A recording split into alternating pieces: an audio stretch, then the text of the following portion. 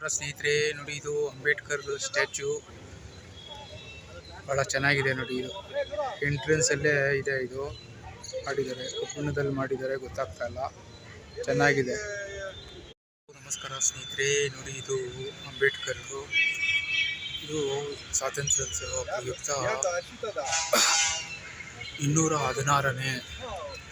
ನಮಸ್ಕಾರ ಸ್ನೇಹಿತರೆ, ಇದು ನೋಡಿ 216ನೇ ಸ್ವಾತಂತ್ರ್ಯ ಫಲಪುಷ್ಪ ಪ್ರದರ್ಶನ ಆಗ್ತಾ ಇದೆ. 216ನೇದು. ಇದು ಅಂಬೇಡ್ಕರ್ ಸ್ಟ್ಯಾಚ್ಯೂ. ಅಂಬೇಡ್ಕರ್ ಅವರ ಕಾನ್ಸೆಪ್ಟಲ್ಲಿ, ಅಂದರೆ ಅಂಬೇಡ್ಕರ್ ಅವರ ಜೀವನ ಚರಿತ್ರೆ ಆಧಾರಿತವಾಗಿ ಆ ಕಾನ್ಸೆಪ್ಟಲ್ಲಿ ಮಾಡ್ತಾ ಇರುವಂತಹ ಫ್ಲವರ್ಸು ಇದು. ಇಲ್ಲಿ ನೋಡಿ, ಫಸ್ಟ್ ಎಂಟ್ರೆನ್ಸ್ಗೆ ಅಂಬೇಡ್ಕರ್ನ ಇಕ್ಕಿದ್ದಾರೆ. ಭಾರತ ರತ್ನ ಸಂವಿಧಾನ ಶಿಲ್ಪಿ ಅಂಬೇಡ್ಕರ್ರು. ಭಾಳ ಚೆನ್ನಾಗಿದೆ. ಇದೆಲ್ಲ ಹೂವುಗಳು ನೋಡಿ, ಎಂಟ್ರೆನ್ಸಲ್ಲೇ ಎಷ್ಟು ಥರದ ಹೂವುಗಳು ನೋಡಿ, ಎಲೆಗಳು.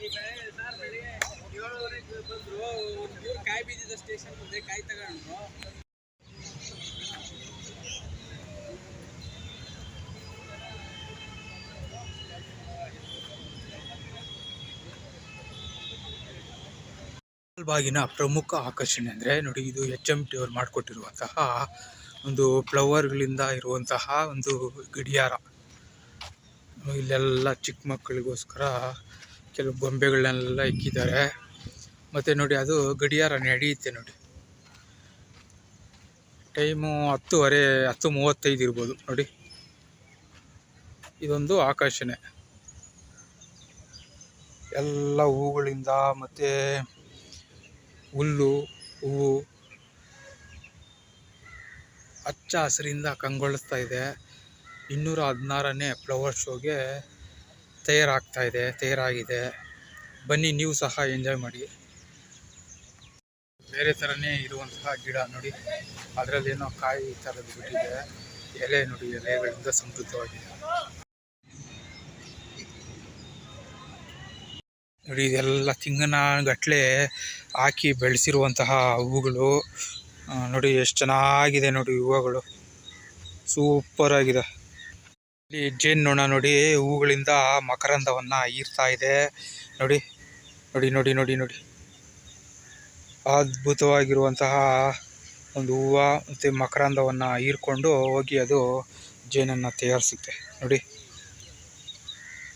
ತುಂಬ ಖುಷಿ ಅದಕ್ಕೆ. ಇವಾಗ ಇದು ನೋಡಿ, ಕಾರಂಜಿ, ನೀರಿನ ಕಾರಂಜಿ ಭಾಳ ಅದ್ಭುತವಾಗಿ ಮಾಡಿದ್ದಾರೆ. ಇದು ಫ್ಲವರ್ ಶೋಗೋಸ್ಕರನೇ ಮಾಡಿದ್ದಾರೆ ಅಂದ್ಕೊಳ್ತೀನಿ. ರೆಡಿ ಮಾಡಿದ್ದಾರೆ ನೋಡಿ. ಎಷ್ಟು ಆಕರ್ಷಕವಾಗಿ ನೀರು ಬರ್ತಾ ಇದೆ, ಮತ್ತು ಶುದ್ಧವಾಗಿರುವಂತಹ ನೀರು. ಇದು ಸಹ ಒಂದು ಆಕರ್ಷಣೆ.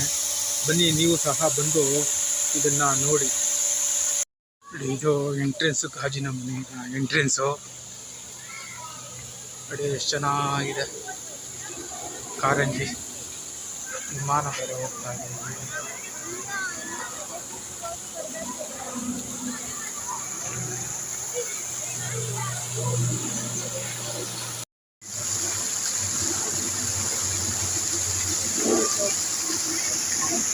ಮರಳಿನ ಒಂದು ಕಲಾಕೃತಿ ಅಂಬೇಡ್ಕರ್.